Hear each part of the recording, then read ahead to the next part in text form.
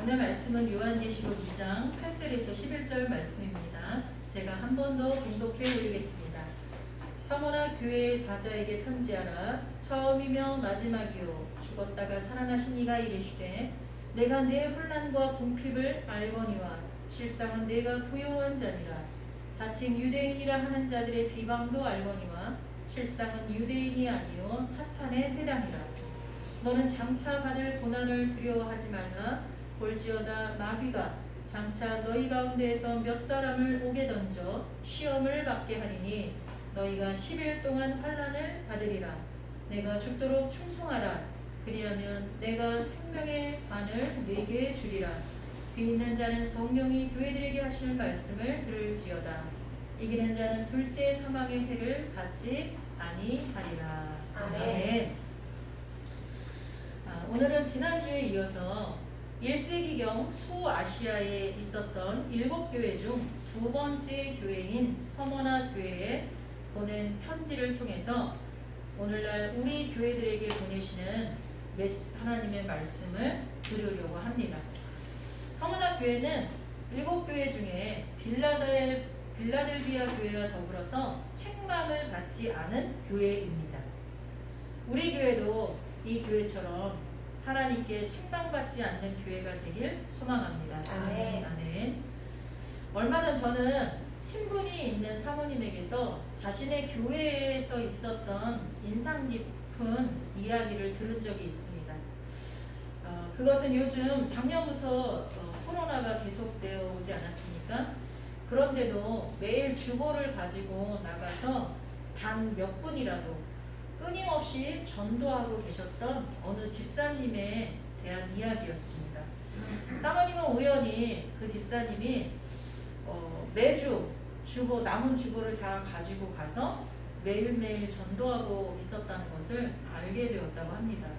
그래서 자신도 이제 바쁜 것은 어느 정도 정리가 되어서 자기도 그 전도에 동참하려고 집사님에게 우리 일주일에 하루 날 잡아서 함께 전도하자고 했답니다.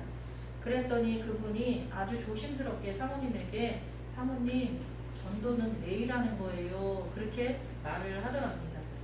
그 소리를 듣고 참으로 부끄러웠다고 합니다. 자신은 코로나를 핑계로 전도할 생각조차 안 하고 있었는데 그리고 온 교회가 공식적인 전도가 스톱된 상황에서 그 집사님은 혼자서 하루에 몇 분씩이라도 꼭 전도를 하고 있었다는 것입니다.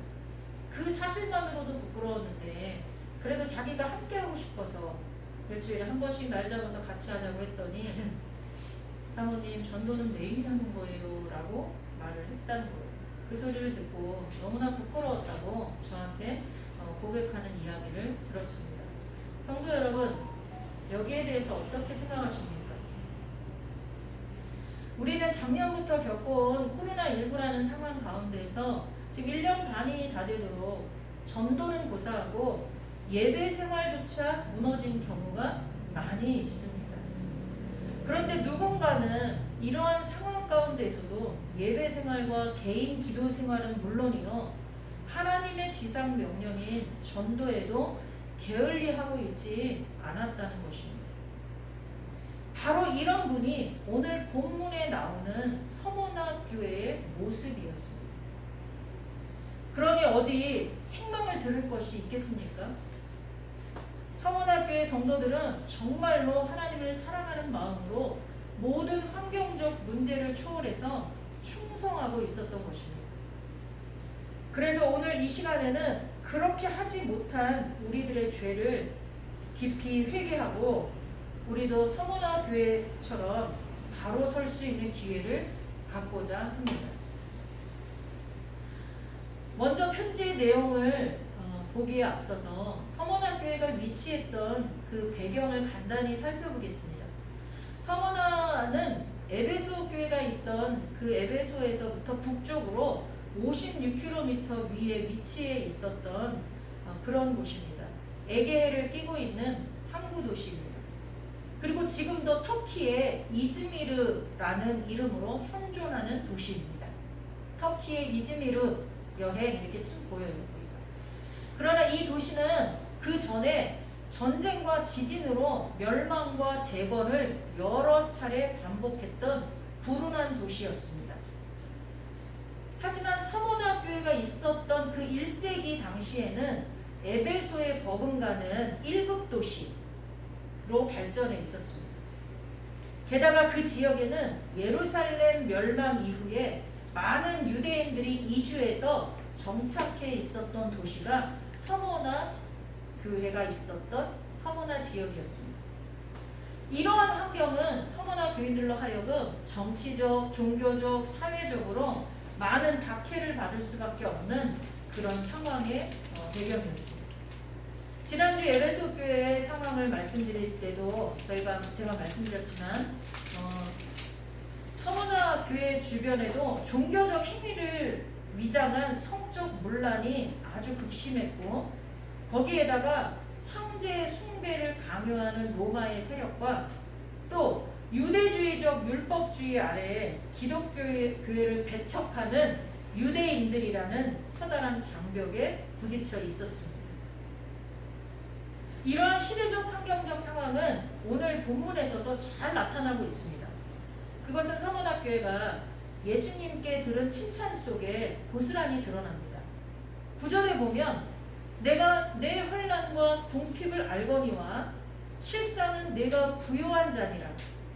자칭 유대인이라 하는 자들의 비방도 알거니와 실상은 유대인이 아니요 사탄의 회당이라. 이렇게 말씀하고 있습니다. 여기서 환난과 궁핍, 환난과 핍박은 그냥 당하는 어려움과 압박이 아니라 신앙을 지키기 위해 얻게 되는 종교적, 정치적, 사회적, 경제적 불이익을 말하고 있습니다. 그 원어를 찾아보면 여기에 가깝다는 것입니다. 이들은 오직 예수님에 대한 믿음을 지키고 예수님이 명령하신 말씀을 실천하며 살고자 온갖 불이익을 감수하며 살았다는 이야기입니다.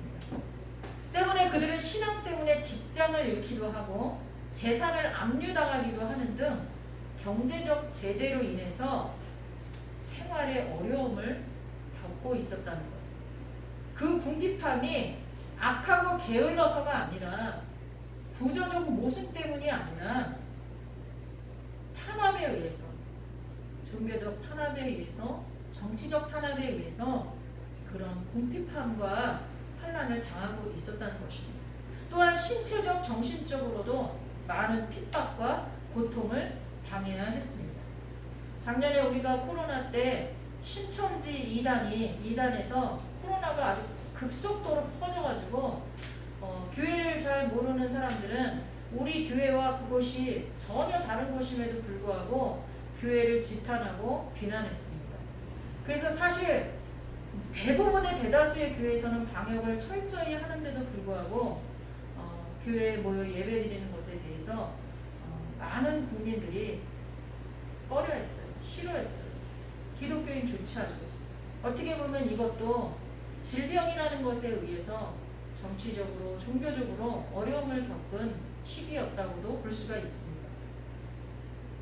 거기다가 이것으로 끝나는 것이 아니라 앞으로 10일 동안 더 큰 환난과 고통이 있을 것이라고 합니다. 주님이 칭찬을 지금 하셨는데 너희가 정말 이 어려운 환경 가운데서도 이 고난과 이 가난과 이 고통 가운데서도 신앙을 잘 지켜서 너무 잘했다 라고 칭찬으로 끝나면 얼마나 좋겠습니까? 그런데 앞으로 10일 동안 더 고통이 있을 거래요. 이게 가치인데요. 여기서 10일이라는 숫자는 상징적인 표현입니다. 여기에 대한 학자들의 해석이 많은데요. 어떤 학자들은 그 로마 시대에서 특별히 박해를 심하게 했던 도미티아누스와 데시우스 황제 그 치하의 10년이다 라고 말하는 이들도 있고요. 또 어떤 이들은 로마 황제 중에 기독교에 대해서 특별히 박해를 심하게 했던 10명의 황제 치하에 있었던 시기다 라고 이야기를 하기도 합니다. 그러나 이런 것들은 이 계시록이 그 시대에만 배경으로 한 것이 아니라 그 시대에 있는 사람들에게만 말씀을 전한 것이 아니라 후대 마지막 예수님의 심판이 있을 말세 때에 있을 교회들에게도 하시는 말씀이라는 것을 우리가 참고할 때 이것보다는 성도들이 말세에 있을 고난을 견딜 수 있는 그 적정 시간을 의미한다라고 보는 견해가 훨씬 더 본문에 적합하다고 여겨집니다. 즉 이거에 대한 근거는 고린도전서 10장에 나오는데요. 하나님은 사람에게 시험을 허락하실 때 감당할 만큼만 주신다고 합니다. 그러니까 말세의 교회들이 감당할 수 있는 적정 수준의 딱 그 수준, 감당할 수 있는 그 수준의 고난의 시기를 10일이라는 상징수로 나타내었다라고 보는 것이 더 좋다 이겁니다. 어찌되었든 그거에 대한 해석은 여러 가지지만 어찌되었든 앞으로 고난이 더 있겠다라고 말씀하니 이 성문학교의 교인들은 칭찬은 들어서 좋지만 얼마나 힘들고 두렵고 지치겠습니까? 그럼에도 그들은 끝까지 승리합니다. 그것을 어떻게 알 수 있냐면 역사 속에서 증명이 됩니다. 성문학교에서는 많은 순교자들이 실제로 나왔고요. 특히나 기독교 역사에서 유명한 감독이었던 폴리갑 같은 분의 순교가 있었던 교회가 바로 성문학 교회입니다. 기독교 역사를 공부해 보면 이 폴리갑이라는 감독이 얼마나 대단한 분인지 알 수 있는데 그분의 순교가 이곳에서 있었어요. 아마도 이들은 끝까지 충성하고 이기는 자들에게 예수님이 약속하신 생명의 면류관을 받고 저 천국에서 우리들을 기다리고 있을 것입니다. 성도 여러분, 이렇게 우리가 너무나 닮고 싶은 성문학교의 성도들은 주님으로부터 구체적으로 어떤 칭찬을 들었습니까? 앞에서 말씀드렸듯이 신앙을 지키기 위해 모든 환난과 궁핍을 견뎠다고 칭찬하십니다. 비록 현실적인 삶에서는 가난하고 고통스럽게 살고 있지만 실상은 부요한 자다. 너희가 실상은 부요한 자다 라고 인정하십니다. 여러분, 제가 한 가지 질문을 드려보겠습니다. 기독교인은 부자여야 할까요? 아니면 가난해야 할까요?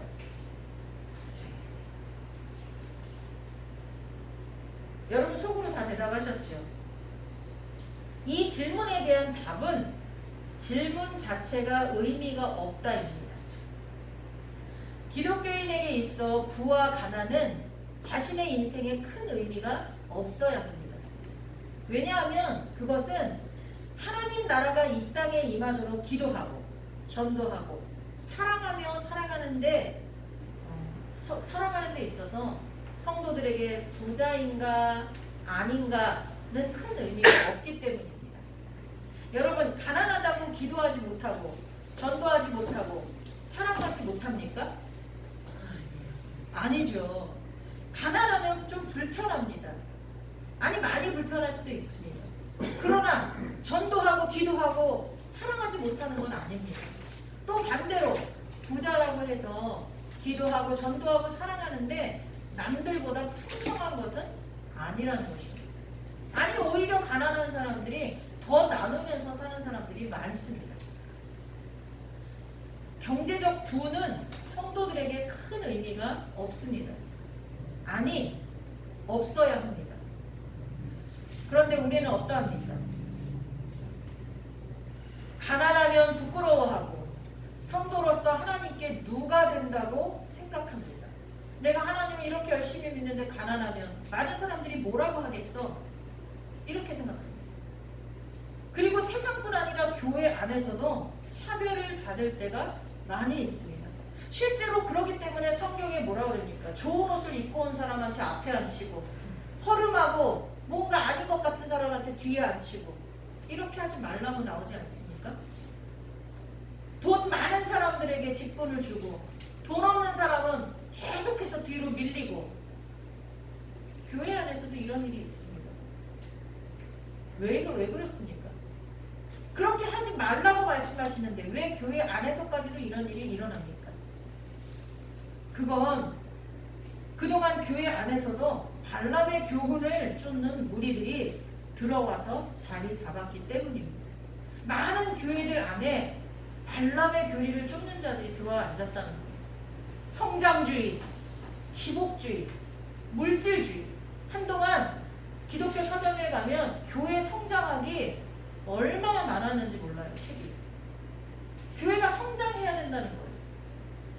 성숙해야 되죠. 물론 교회는 노아 방주와 같아서 물에 빠져가는 영원한 지옥을 향해 가는 많은 이들을 구원으로 이끌어야 되는 책임이 있습니다. 그 책임을 다할 때 당연히 교회가 성장하는 건 맞습니다. 안 그렇습니까?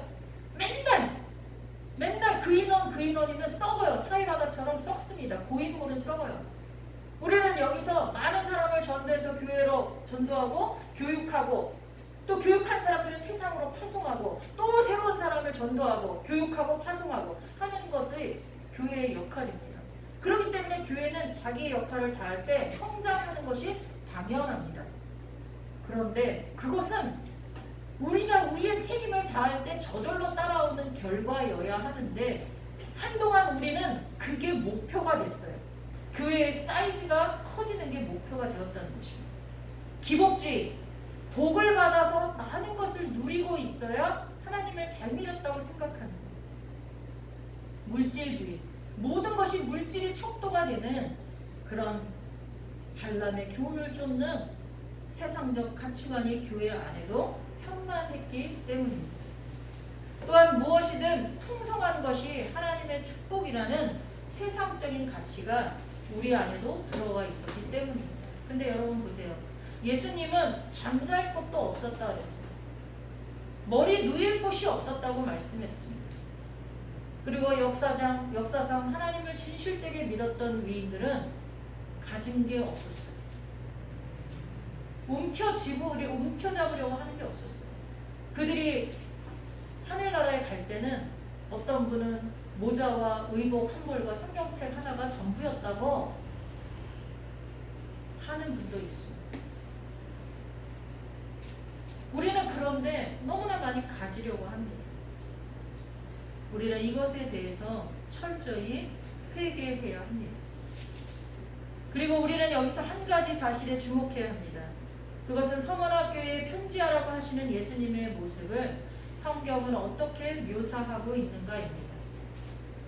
성경은 예수님의 모습을 처음이요 마지막이요 죽었다가 살아나신 이라고 묘사하고 있습니다.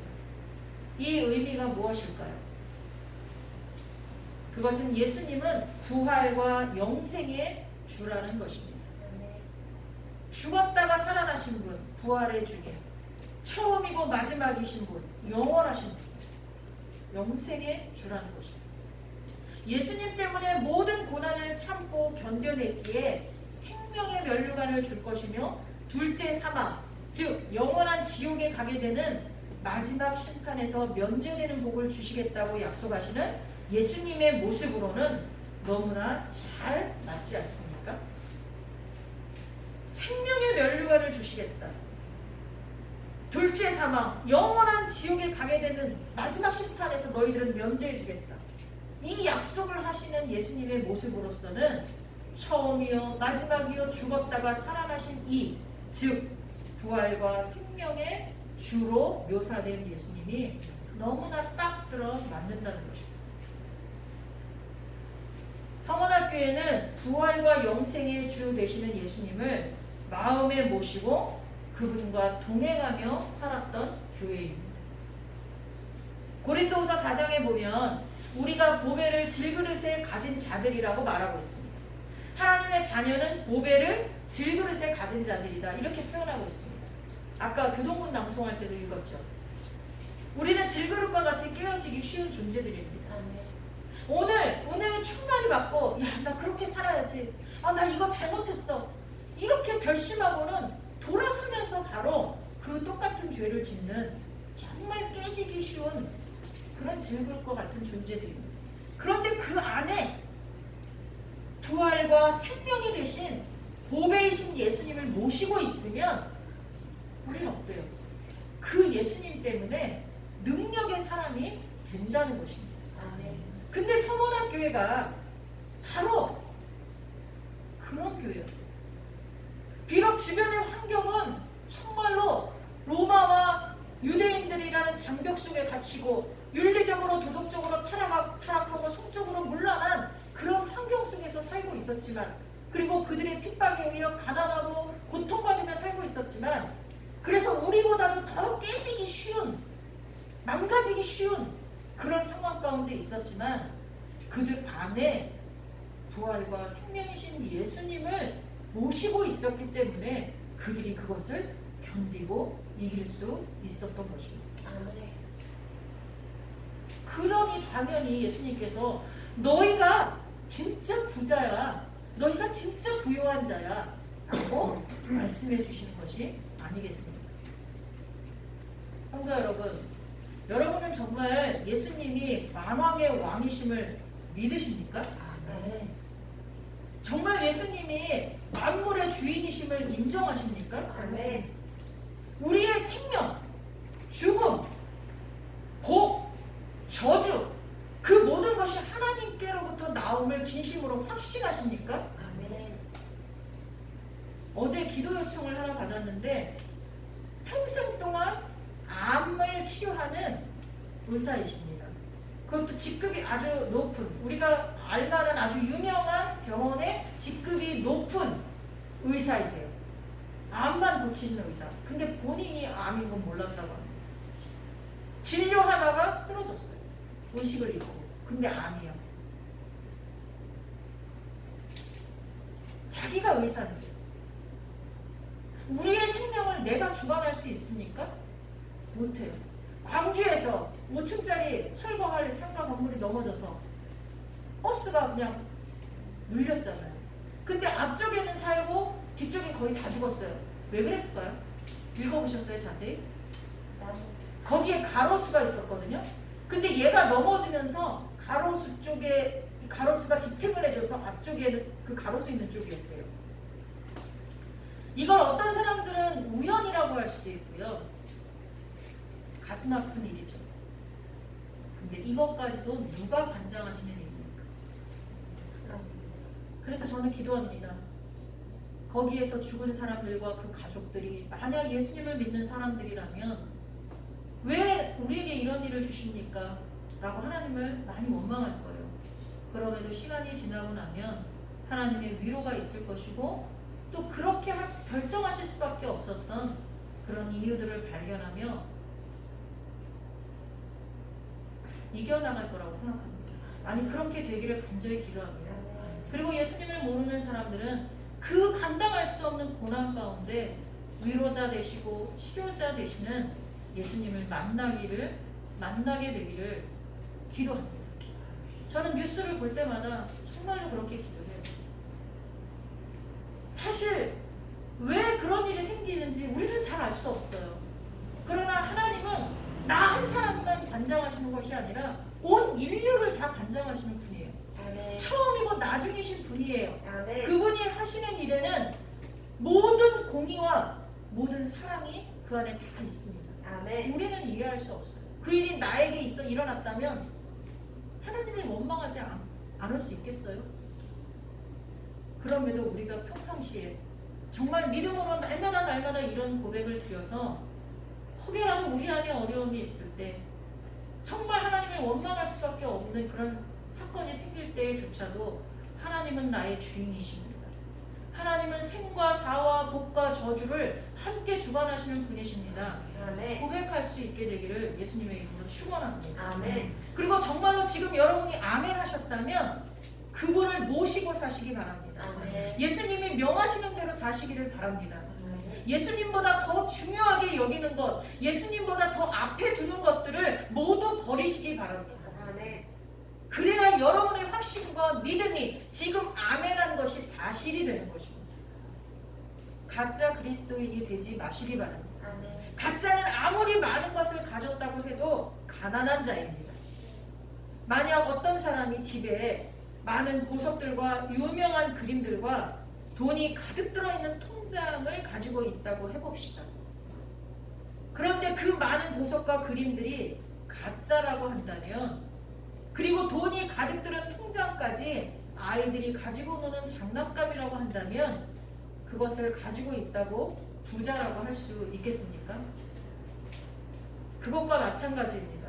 우리는 세상적으로 가치 있다고 하는 어떤 것들을 소유하고 있지 못하거나 조금만 가지고 있다고 해도 그래서 많이 불편하고 아쉽고 때로는 고통스럽기까지 한다고 해도 여러분 기억하십시오. 그것들은 한철 푸르렀다가 금방 시들어버리는 나뭇잎과 같은 것입니다. 아멘. 우리에게 영원을 약속할 수 없는 것입니다.